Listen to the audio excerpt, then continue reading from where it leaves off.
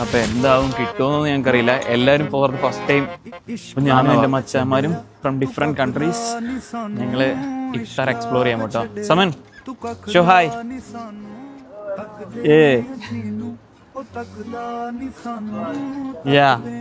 ഇവിടുന്ന് ഒരു around 1.5 kilometres ഞങ്ങൾക്ക് വാക്കിംഗ് ഡിസ്റ്റൻസ് ഉണ്ട്. പക്ഷേ അവരെല്ലാം നമ്മുടെ മച്ചാന്മാർ. അപ്പം നമ്മളിങ്ങനെ വർത്താനം പറഞ്ഞ് മെല്ലെ ചില്ല ഔട്ട് ചെയ്ത് പോവാം. എല്ലാം ഡിഫറെൻറ്റ് കൺട്രീസ് നാട്ടോ. ഫ്രം ശ്രീലങ്ക, നേപ്പാൾ.